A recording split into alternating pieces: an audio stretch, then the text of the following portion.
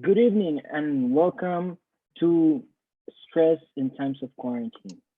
The American Red Cross Regional Delegation is pleased to be able to share with all of you a space of knowledge and reflection aimed at psychosocial support within the framework of the quarantine that resulted from COVID 19. Health authorities in many countries of the region and the world have ordered a quarantine which has changed the daily dynamics of millions of people. For today's talk, we're joined by Anjana Dajali Pruitt, Director of Community Engagement in American Red Cross.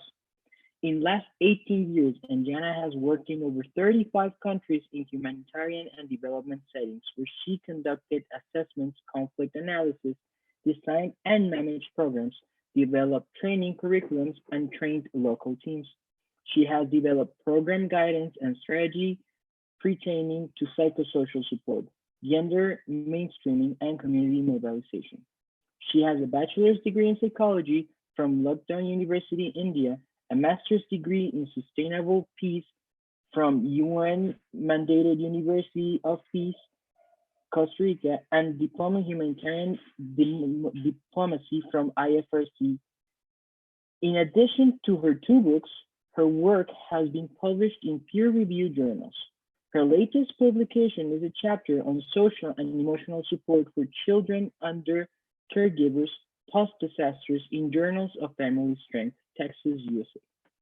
I would like to remind you that during this step, you will be able to write your questions in the video chat, live chat, and at the end, we will have a question session with Njam.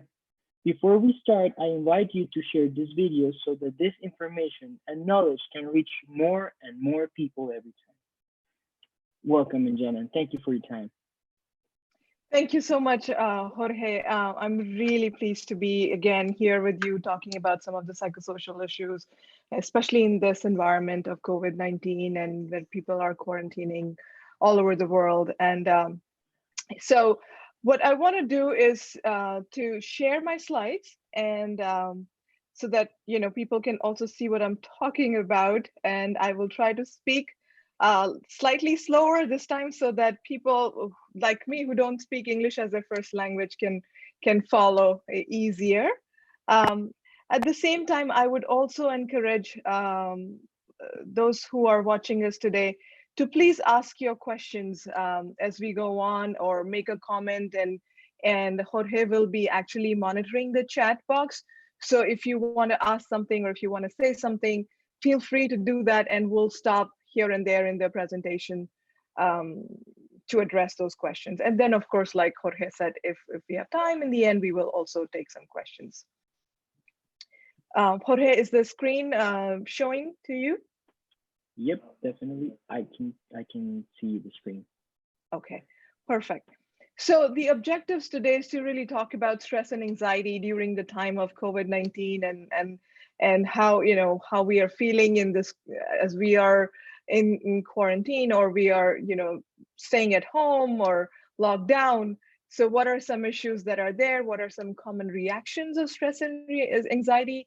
And also how the impact of COVID environment is adding to stress and anxiety of different people, different ages and genders. And then what are some coping strategies? How can we deal with stress and anxiety during this time? So stress and anxiety really, it's a normal thing, right? To have some level of stress or anxiety is okay. There's nothing wrong unless it's too much and it goes on for a long period of time and you cannot function normally, you cannot do the things that you expect yourself to do during the day. Then of course it's something that you need to worry about, but some levels of stress and anxiety are normal, right? Stress really is your physical response to an external pressure, and it can, and we will talk about some of the reactions, common reactions that people can show. And also anxiety is really, it's inside of you.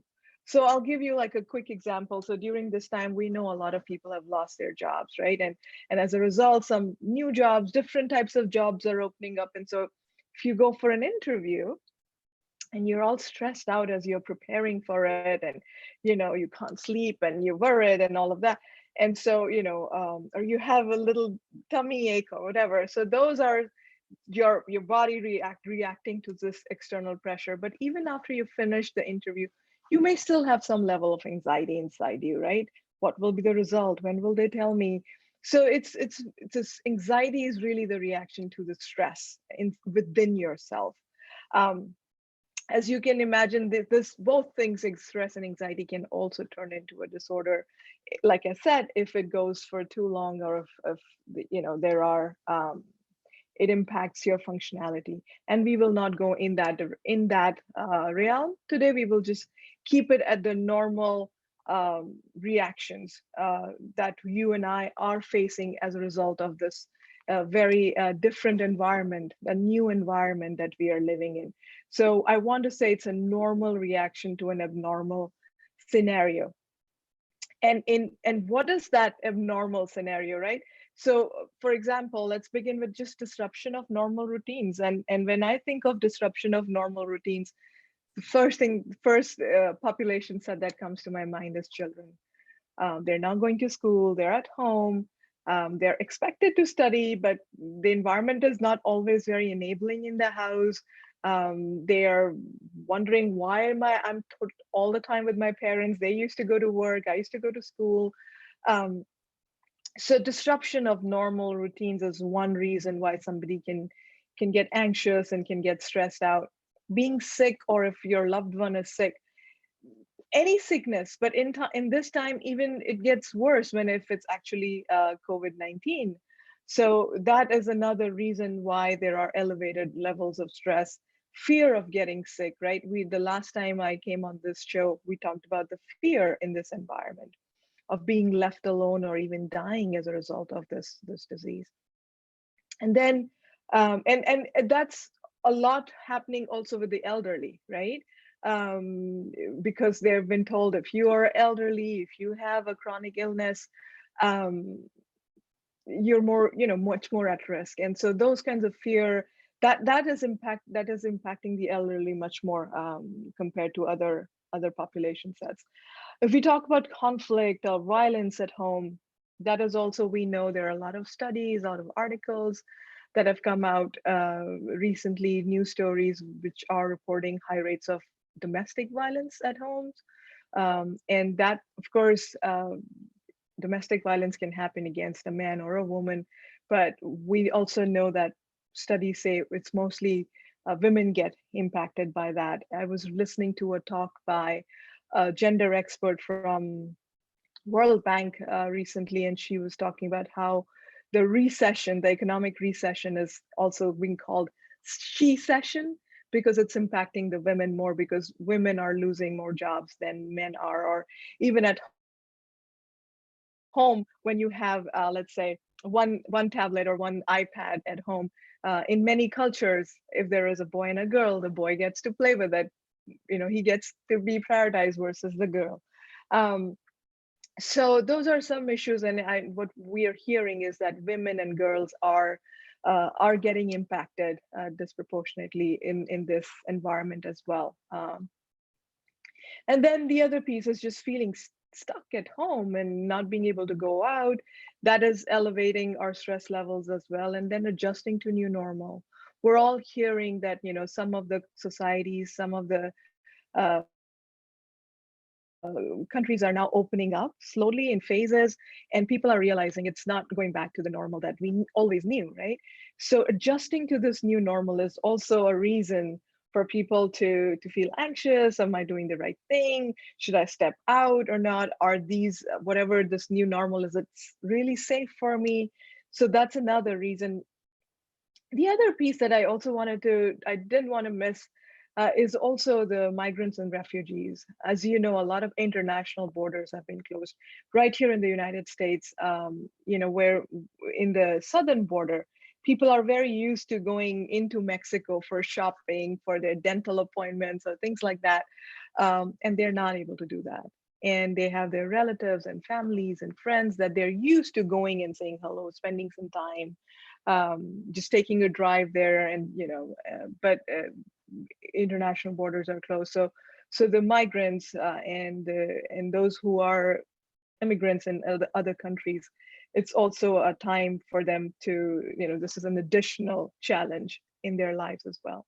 And these are just few examples. There are many other reasons because of which today we are feeling additional levels of stress and anxiety. Now let's talk about some common reactions. When I talk about common reactions, I want to divide them into different categories like physical reactions, behavioral reactions, emotional reactions, cognitive reactions, and we will look at each category one by one. So if you're stressed out, you might feel your heart's beating super fast, or your blood pressure is high, or you're perspiring a lot, you have headache without a reason, you're just feeling very, very tired. When I just got on this line right now, I saw Jorge, who just introduced me here, was looking really, really tired and fatigued. And this is an environment when we are finding ourselves very tired and fatigued. And then non-specific body complaints, meaning you're feeling tired, you're feeling heavy, but you really don't know what is happening with you, what part of your body is hurting, but you're just not feeling comfortable. You're grinding teeth. Sometimes people will grind teeth when they're sleeping. So here are some, again, common physical reactions. Again, it's not, none of these list of reactions that I'm giving you is an exhaustive list, but these are some common reactions. From cognitive perspective, let me see if I can move this. I don't know if you all can, if this little box comes in the way. Jorge, are you there? Is my ribbon bothering the thing? Can you see the whole screen? Yeah, definitely. Okay, all right. So cognitive reactions, poor concentration, you will see as you're working or you're studying, you're not able to concentrate in studying, and you want to learn, you're not able to learn, you're not feeling as confident as you're usually used to feel confident about yourself, or you're not able to remember everything, you're forgetting things, or as you're trying to make decisions, you're feeling confused, you're not able to make a decision. You might be blaming others because you're not able to understand why I'm not able to be myself, right? And because you don't understand, or I don't understand, that this is a stress reaction. This is just happening to me because I'm stressed out. Because we don't understand, we might blame somebody else, right? Thinking all kinds of thoughts, confusing thoughts can come to you, and you don't know what's happening with me. So those are some very common cognitive stress reactions. If they're happening to you, know that you are stressed out and you need to take a break. So let's look at some more reactions. Common emotional reactions. You might have too much fear. You might be feeling very afraid, or you might panic. What's going to happen? How am I going to handle all of this? Right? Anger. You might be angry with people around you. All of this is, it overlaps with each other, right? They're all interconnected. If you feel you're not confident anymore and you're blaming others, then what's happening to you emotionally? You're getting angry with people around you because you're blaming them. Because of them, you're not as confident. You're not able to remember things, or they didn't remind you. So everything sort of comes together, and as a result, you're feeling headache, or you're having your physical reactions as well. You're being irritable, hopelessness. There is guilt. Okay, so and so died, but I survived. And that all happens a lot, especially when somebody in the family, younger person, passes away, and an older person stays. And like, why didn't I die? Why did the child or the grandchild had to pass away? And we are seeing, as a result of COVID-19, it is impacting anybody and everybody's. If anybody's thinking I'm this age or that age and it's not going to impact me, that's not happening. There are younger people who are getting impacted. There are, middle-aged people who are dying of this. So there's that denial also. Nothing's going to happen to me because, I'm so good. And but that denial also is a reaction to the stress, and sadness, depression, grief. All of those emotional reactions can also take place as a result. So as a result, your behaviors change as well, right? You're not able to sleep, or you're sleeping too much. Things that you used to enjoy before, you don't enjoy them anymore. Eating habits may change. You might be eating too much, or you might be eating too little. Um, you might start substance abuse. And when I say substance abuse, it doesn't always mean drugs. It may also mean that you're adding too much sugar, or drinking too much coffee, or just the glasses, the number of glasses of wine has increased too much, or cigarette use has increased. Prone to accidents because you're not able to concentrate well. You may drop a glass, or you just you know um, fall down, or things like that may happen. You may have like an emotional outburst where you start yelling at somebody, or you may just start crying a lot. And also in your work performance, performance may go down as well as a result of stress and anxiety. And it's not because you're not good anymore, or not because you're not as talented anymore, but it's because you're stressed out. And we already talked about cognitively, you're not able to concentrate, you're not able to remember everything. So if you're not able to do that, what's happening at the work level, right? You're not able to remember the tasks you were supposed to do. So the balls are dropping now, right? So therefore, your work performance is going down. If we were to talk about school, children, their grades in school may be going down. Of course, we can say they're doing online classes, so that's why their grades are going down. But it could also be that maybe the online class is very effective, but the child is super stressed out. So it's important that we are familiar with these stress and anxiety reactions that can be shown in us. And like I said, we talked about physical reactions, cognitive reactions up here in our brain, emotional reactions, and behavioral reactions, right? And remember these. So if any of you yourself, you see those behaviors or those changes in you, or if you see those things in your friend, in your family, think that they might be stressed out. Don't just think, oh, look at this person has become so irritating now. No, this is the time now after this talk, I would expect you to say, I know that this is a stress reaction. Maybe this person needs some break. Maybe maybe I need to talk to them. So what is it that we can do for ourselves when we realize this is happening to us, and we are really anxious or stressed out and it's starting to impact us? We will talk about that in the slides. And then I also wanted to show you a little bit of an illustration here, how the stress can actually impact us.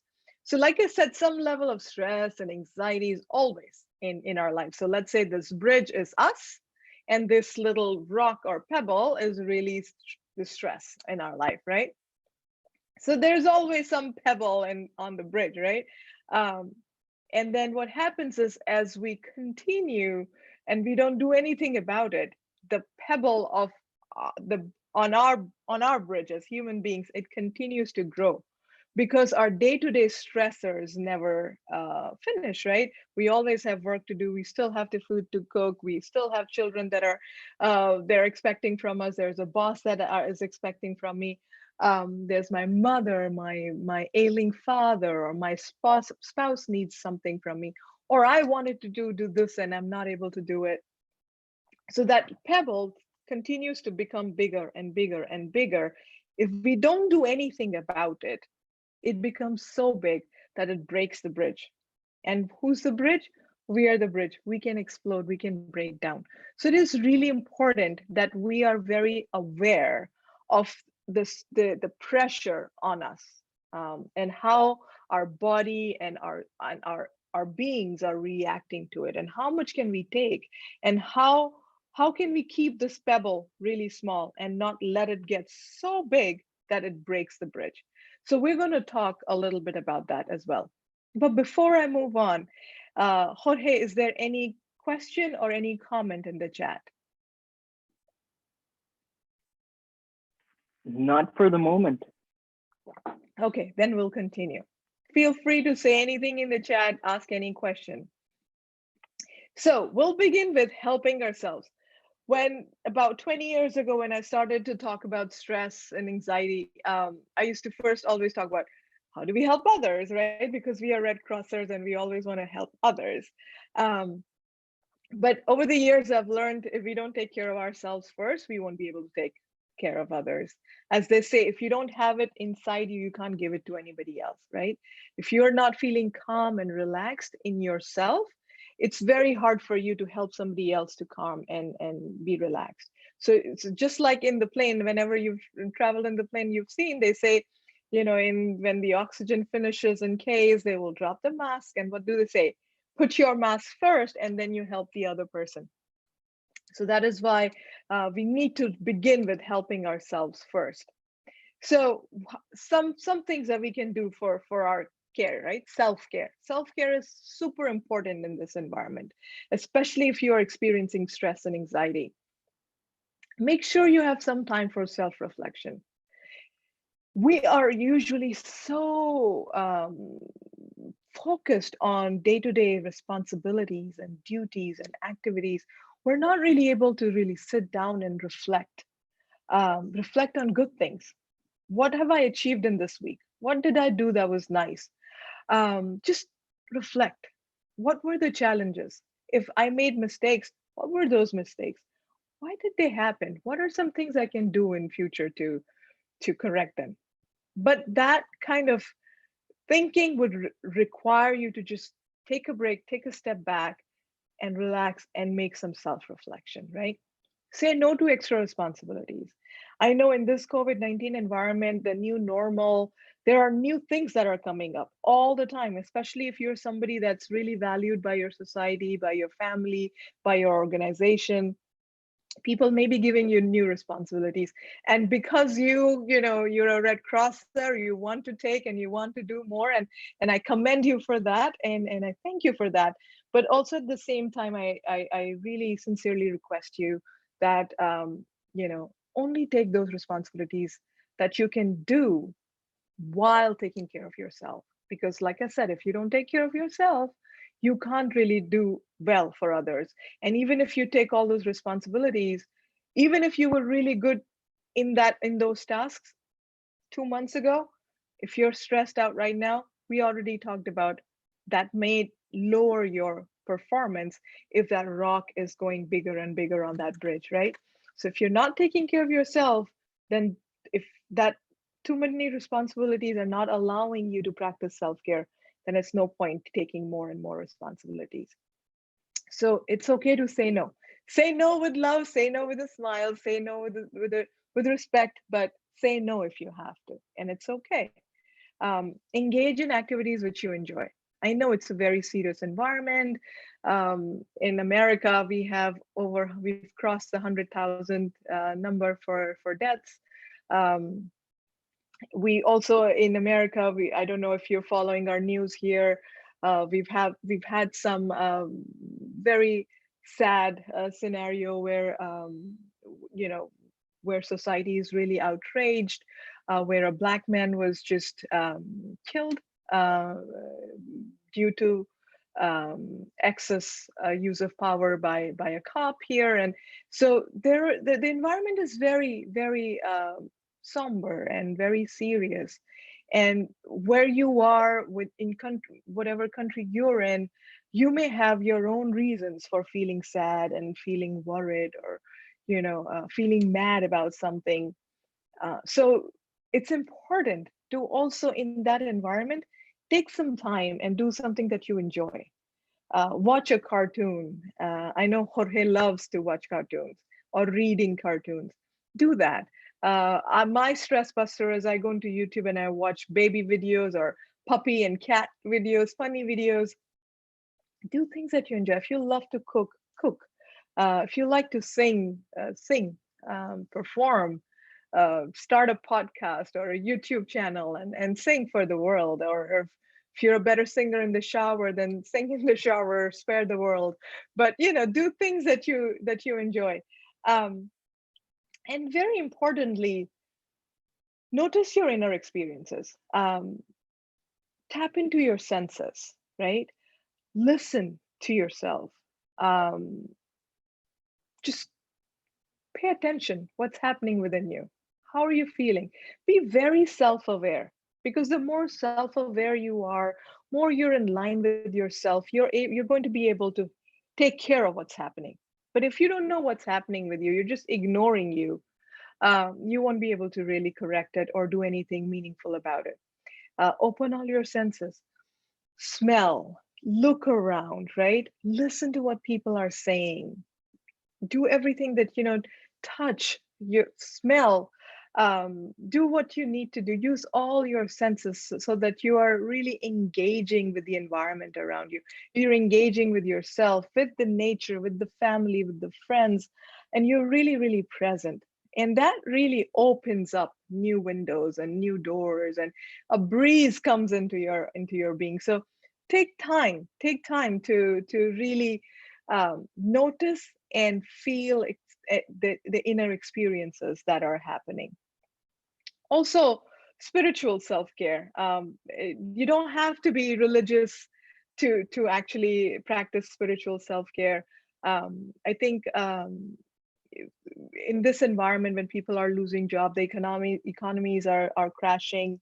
The so many tourism industries are crashing, and my heart goes out to our Caribbean countries, especially. The no cruises are happening, and there's so many countries that rely on around the world on tourism, and there is hardly any tourism. And so, of course, the money is going down. And I'm not saying money is not important, but there are other things that are also important, and sometimes more important, right? Some non-material aspects of our life are our kids that are running around and making you laugh, or sometimes even irritating you. They're so important. And we are blessed with their presence. The sun and the moon and the fresh air. How many people are right now talking about, because there are not many people on the road, the air is cleaner and fresher, and you can see so much farther down because the air is so much nicer. There are other things, relationships, your friends, um, just those of you who believe in God, the presence of God and how He's protected us. I think remembering those non-materialistic things of our life is also going to help you sort of change your perspective to positive. In the Christian tradition, they say count your blessings. Of course, everybody has problems and challenges, and a lot of times we focus on that, but we also have blessings, and everybody has different blessings, and it's a matter of thinking about those, focusing on those, being grateful for them. um, what are some very meaningful aspects of your life, right? And value it. Just take a step. I personally, I'm really, really busy these days because of COVID-19, and there's a day job, and then there's some additional activities that are happening both in my work at the Red Cross, but also in my church and family. Um, but every single time I have a moment where I'm walking by myself, or I'm just looking into the sky or the trees, I'm really grateful. I'm really grateful that we're still alive, we're still around, I still have my loved ones around me, and how grateful I am for that. And it's important to think about those things. No matter how stressed you are, if you start thinking about gratitude and you change your perspective, you will see some sort of calmness and relaxation will start coming into you. The other piece is there are, different causes you may believe in. You might believe in helping your church, your synagogue, your temple, your mosque. Go help out your community in any way you can, your food bank, your local food bank, right? Um, do that. In the I don't know, hospitals are not accepting any help anymore, but wherever you can go and help, or financial contribution is very welcome these days by so many different organizations. So if you contribute, you help others. A lot of times when we help others, it helps us as well. So do try to help others and contribute to different causes that you believe in. Meditate. Just sometime, just sit and just close your eyes and try not to think about anything and try to focus on one thing, right? Your God, a mantra that you know, um, uh, uh, uh, uh, an image that you have that you want to just think about, close your eyes and just meditate on that. Or you can take an inspiring quotation from your hero, from your heroine, right? Or from your spiritual scriptures. Take that verse, take that one line and just meditate on that. Or just say, okay, never quit. What is, never quit or never give up or some phrase that you love. Just take that, as simple as that, and just meditate on that. I'm not going to quit, or I will practice self-care. Maybe new mantra is I will take care of myself, right? And just focus on that. Pray. If you believe in God, pray. Spend some time. It really reassures for those who believe. It's a great feeling because especially in this environment when this disease is traveling so fast and is so contagious, oftentimes we may feel helpless, right? We may feel we're not in control. We don't know. I was talking to my brother in India and about a month ago, and one of the things he told me was, it's just a matter of time. It's coming to us. We just have to make sure that we survive this. And he almost sounded like he wasn't in control. Even if he's going to practice all the precautions, he is going to have this. He's going to be sick someday. And so when you feel everything is going out of your control, putting your faith in somebody who's larger than me and my society, God who created this world, can actually give you a little bit more confidence, can make you feel a little bit more reassured that even though I'm losing control, the creator of heaven and earth is in control. And participate in spiritual communes. And I know we can't really commune physically. We can't be in places of worship together at the same time in many places still, although in many countries, in many states, it's opening now. They're opening it. But virtually, if you can do it through Zoom, you can do it through Skype, or just watch a YouTube video. Do those things if you're somebody who believes. But even if you don't believe, like I said, anybody, whether a person who believes in religion or not, there are always non-materialistic aspects in life that you can focus and be grateful about. Any questions or comments, Jorge, before we move on? So far, we have none. I think everything's pretty clear. Okay, thank you. Now I want to talk about some 4 self-care techniques. Um, I'm going to give you some introduction of those. However, if you like any of these, you can always go into YouTube, or you can contact me through Jorge, and we can give you more training on that, or we can also give you more resources that can help you do them. So first, we want to talk about deep breathing. So when we are stressed out, you will notice that our breathing goes very, very fast, right? You can feel your heart pounding in your chest. So in that moment, it's deep breathing is really, really important. And we also talked about it last time, especially if you can ground have you heard of grounding?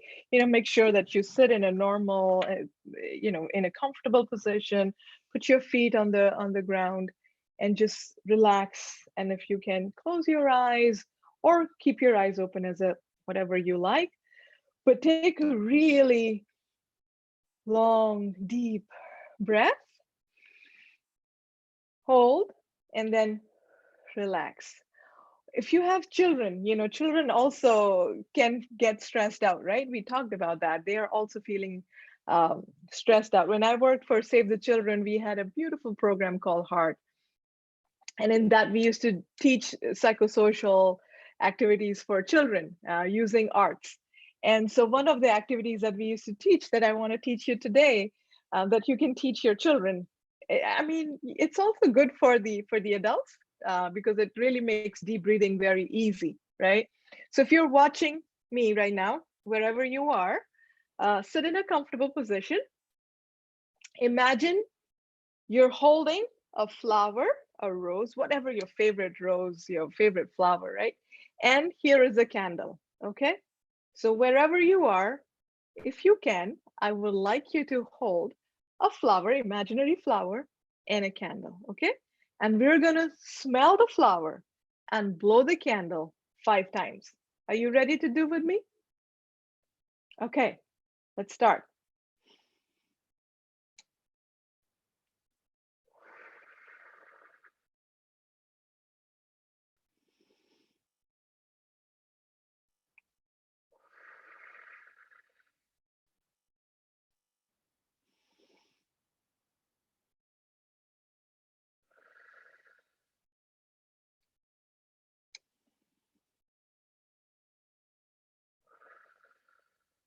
One more time.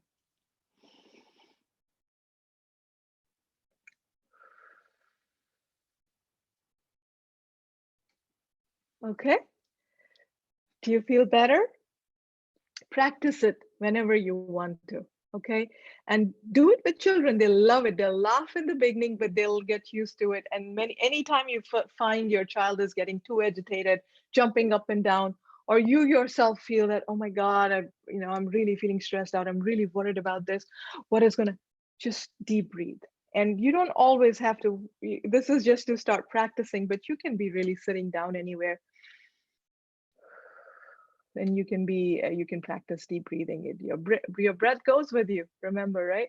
There is no cost, there is nothing, and nobody else has to be there. You're self-sufficient when it comes to deep breathing. So that's one technique I want you to remember. The other thing is just relax, right?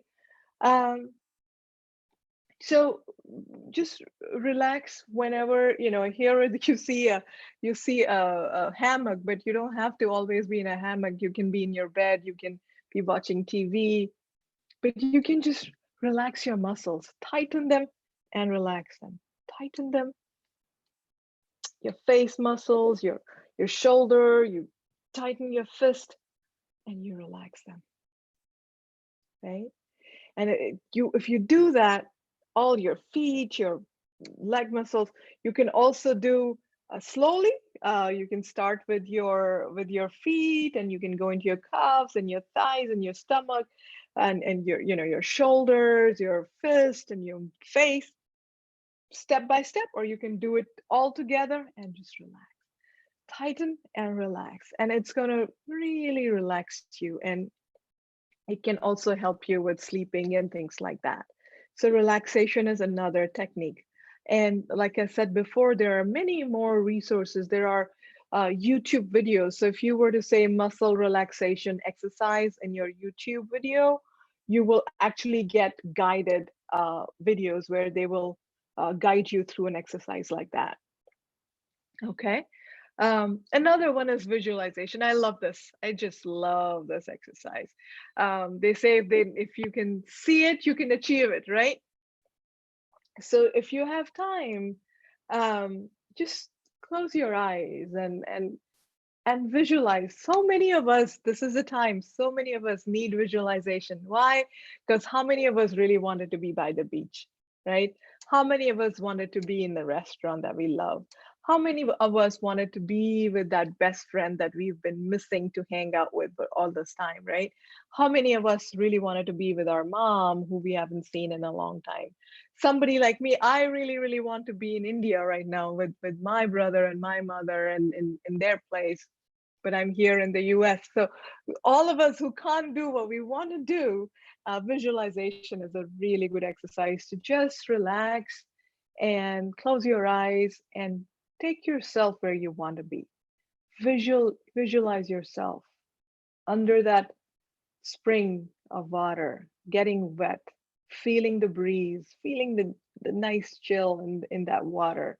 Hear the laughters and the giggles of people around you. Just visualize. Take some time.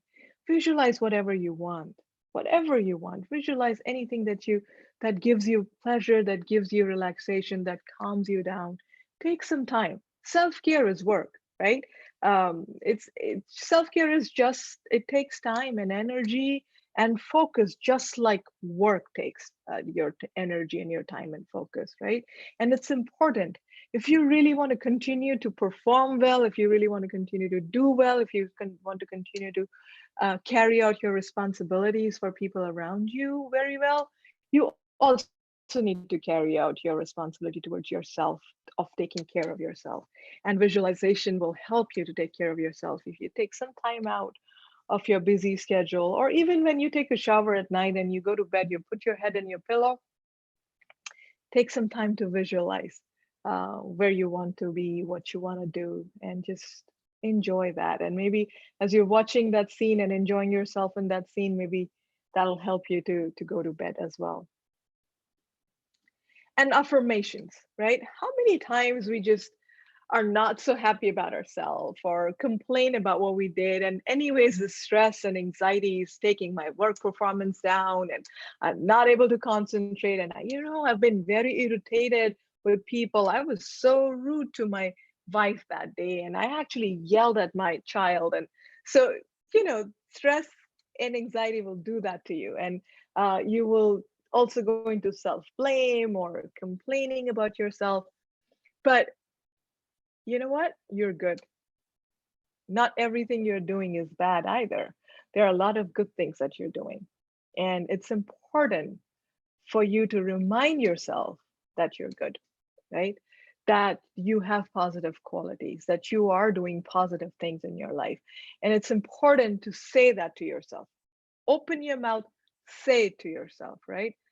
I am a good cook, right? I am a good cook. I am a good poet. And say it with a lot of energy. I'm a good mom, or I'm a good teacher. Think of those things and say it.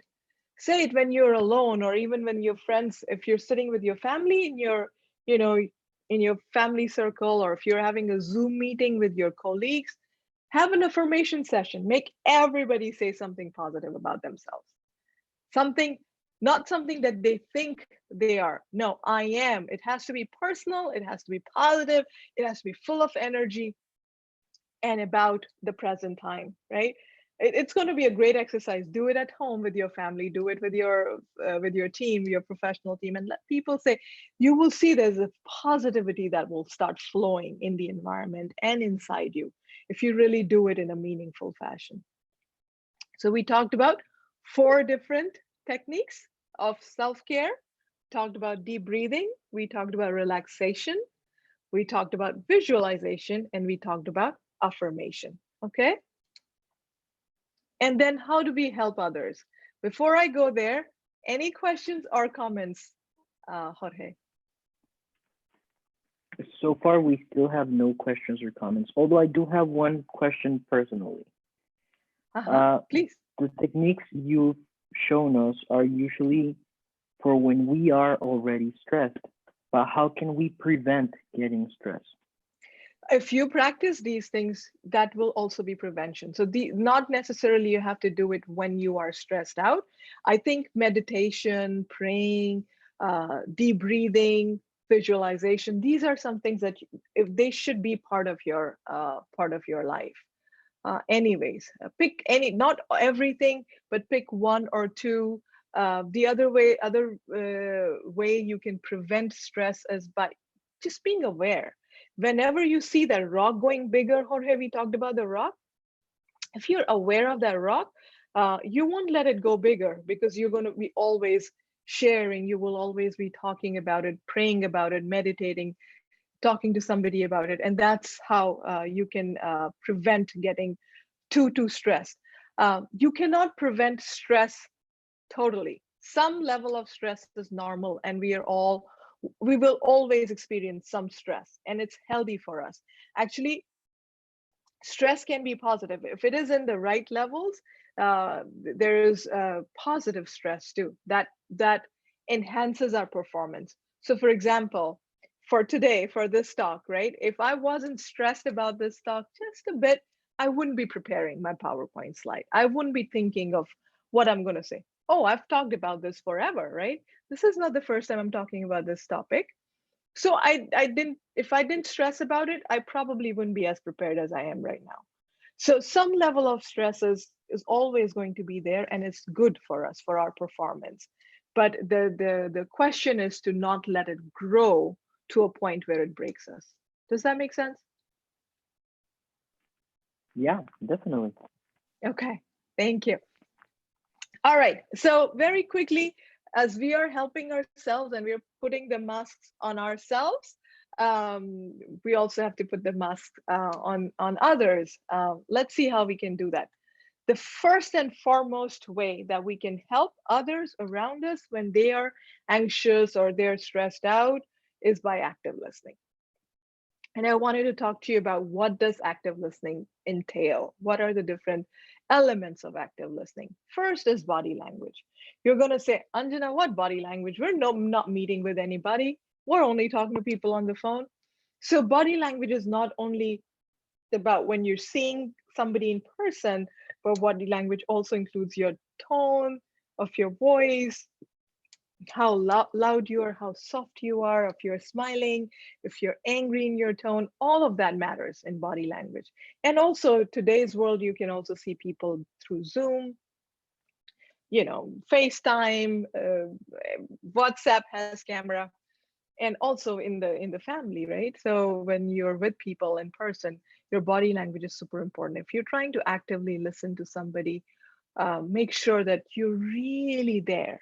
It's super important, whether it's about taking care of yourself or taking care of somebody else. Your total presence is very important. In that moment, that experience is everything, right? And when you really give yourself to that moment, you feel the calmness come into you. So same thing when you're trying to listen to somebody else, just fully be present in your brain, in your mind, in your soul, physically, your body language, everything is there for that person. Paraphrase, right? Oftentimes when we're listening to people, we assume that we are understanding everything. It may not be true. Especially for those of us who work in cross-cultural environments, somebody might still be talking in the same language. They still be talking to you in Spanish if you're a Spanish speaker, or they might still be talking to you in English if you're an English speaker. But if they come from another country, or if they come from another part of the country, another part of the state, their way of expression might be different. Their use of words, phrases might be different. So what you're understanding and what they're saying, there might be some sort of discrepancy. Not only if there is a difference from where they're coming from and where you are at, it may also be generational gap, right? An elderly person and the way they express things and the terminologies they use versus a younger person, the way they express themselves and the terminologies and lingo and slang that they use may be different.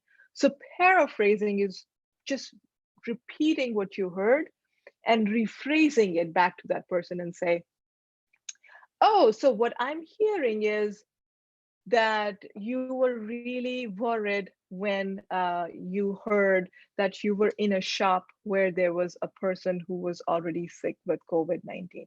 Is that correct? And so when you rephrase it, then the person can say, yes, you're right. That's exactly what I was trying to say. Or they say, no, no, no, no, no, no. I wasn't in the shop. It was my wife who was in the shop. I was at home actually waiting for her, but I was really worried. So then they can correct it. So paraphrase, active listening will include paraphrasing, rephrasing. Empathy is super important. Um, Empathy is really trying to put yourself in the other person's shoe, really trying to imagine, if I were in that situation, what would that be like? It's not sympathy or feeling sorry for somebody or feeling pity for somebody, but really trying to empathize or feel um, or understand what that person is feeling. We can never fully 100% understand another person's experience because they only know what they're going through, but we can try as much. We can try to put ourselves in that condition and say, how would I feel in this scenario? And that is empathy. And when we try to do that, when we are listening to somebody, then we are better able to really listen to them in a way that they feel heard. They feel that, yeah, this person is, maybe they're not 100% able to understand my pain and suffering, but they're really empathizing me. They're at least trying to understand, right? Accept the feelings. It's super important when in this environment, especially when somebody is really stressed out. They can exaggerate something. We talked about emotional reactions. They can be irritated, they can be rude to you, they could be angry. So if they're angry or they're upset or they're crying too much, accept their feelings. Don't criticize them, don't condemn them, don't stop them, don't judge them. Accept what they're saying. And the more you accept their feelings, the more they're going to be able to share it. But if you criticize them or you say, that's not even a problem. What are you saying? Look at all the people that have died, and they're look at Italy and Spain, and you're just worried about this. This is not even a problem, you know? And so when we say those things to somebody who's trying to share their feelings with us, they feel stopped, right? They don't want to share anymore. And then if they can't share their feelings, then they will hold it back. It's really important that people are able to share and vent. And we talked about this also in the last talk, but I don't assume that everybody has heard that talk. So I want to just explain just a little bit. I want to repeat from there. So it's like a balloon, right? And if you keep blowing air inside the balloon, what will happen? The balloon will burst. Just like us, if we keep collecting all the stress and anxiety inside us and we don't share and release it, we will also burst. We will explode. Remember the bridge. We're just letting that rock go bigger and bigger and bigger, and the bridge will collapse. But the way to keep the rock small is by venting and sharing what we have. And when we are able to provide active listening to others, or if we are able to share with others who is providing active listening to us, we are also able to keep that rock small. Really important to release your feelings and your emotions, especially those that are stressful. In my country, as you know, now I'm from India. In my country, they say if you share sadness, it decreases. If you share happiness, it increases.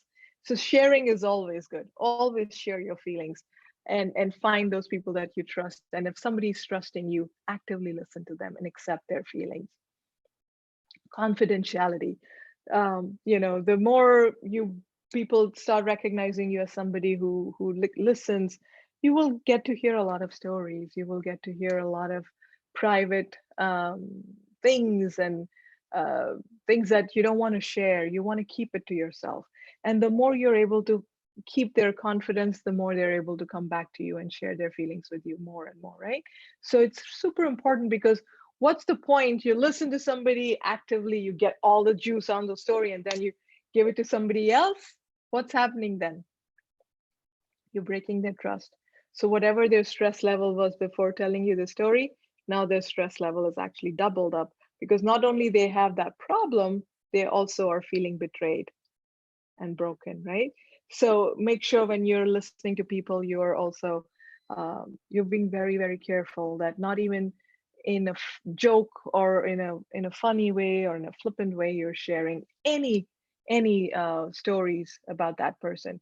If you have to refer, for example, as you're listening to the person, you feel that they're going to harm themselves or they're going to harm somebody else, that's the time when you need to elevate that scenario. You need to inform your supervisor, or you need to inform their parent or spiritual leader, or even a mental health worker if that's available to you. So in those moments, sometimes you do have to escalate or share that scenario, because this person was going to do what? Two things, two red flags: harm themselves or harm someone else. Or if there's a child and if the child is being abused, then you have to then go beyond the confidentiality and share about that and report that scenario to somebody else that can stop that, right? You can't put anybody's life in danger, or if a child is being abused, it's okay to let somebody else know so that that child can be protected. Very, very extremely important, critical. But even in that environment, when you have to report, make sure you're not sharing the juicy details. You're being very factual. You're saying just the right things that you need to say, and not disclose name, of the person or any contact details until the person that you're trying to refer to them is ready to accept that case. Because what if you have to go to 3, 4 people, then all those 3, 4 people are aware of the story of this person, right? So as you are trying to make the referral, make sure that you know that this person will take the case, and you only provide the facts that you need to provide to make that meaningful referral to happen. Okay. Any questions? So far, no. Okay. Okay. All right. And here are some other ways that you can take care of others. Make sure, pick up that phone, call your dear ones, check in, just check in. People that you haven't called in a long time and you're worried about them, pick up the phone. If you don't want to pick up the phone, don't worry. Don't feel bad about it either. Maybe check in with somebody else that you know that actually can check in with them and ask through them how they're doing. um, Zoom, FaceTime, whatever. The other photo is all about the windows. I love that, where people are just engaging with each other. They're still maintaining the physical distance, but they're not socially distanced from each other, right? They are fully recognizing what they're doing, they're playing. If you see the lower windows, the two kids have the little thing cans, and there's a thread between them. They can hear each other. There's a young boy who's um, playing a guitar. So just engage with people. Say hello to your neighbor from distance. See how they're doing. If you have elderly parents or elderly neighbors that go in, knock at their door from a distance again. Check in, see if they need grocery, if they need water. What are their needs? And when you help others, like I said, it helps you. um, and then of course, volunteer or work with the Red Cross or any organization of your choice. Go out there and help your community while maintaining all the right precautions and all the steps that you need to do in order to stay safe. And remember, one final thing, you're not alone in this. If you're feeling stressed out, if you're anxious, you're not alone in this. I am there, right there with you. Jorge is right there with you. All of us we're together in this. We are all together in this. We are all feeling the same way. You're not going crazy. You're not, nothing, out of whack's happening to you. You're normal, you're okay, and you're not alone. Find somebody that you trust, share, relax, affirm, let the world, tell yourself how good you are, and debrief, visualize things that you want to help others. It'll make you feel good. Thank you. Any questions in the end?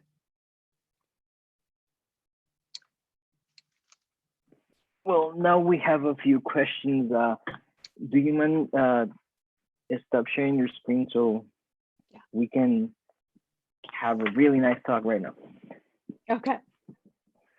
Okay, so first of all, amazing. Loved it. It was great, very informative. But there is a few questions that we have here. So what would you say is the main thing that creates this stress in people during this time, during the COVID-19 situation? It's the new normal, feeling stuck, not being able to do what we always knew we could do. I was telling my husband yesterday, there was a time we could go to the restaurant that we wanted to go. We could visit any place we wanted to. We could go shopping.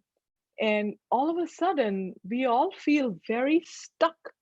It's like, how we used to feel sorry for the prisoners who are in jails, and we could never ever it's like the biggest punishment if somebody has to be in jail.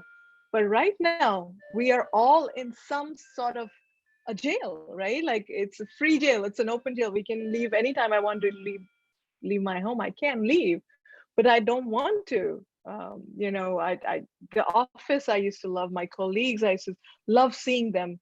uh, the very fact that somebody my one of my colleagues was telling me that it was his son's birthday, and they drove by his house. They couldn't even give him a hug.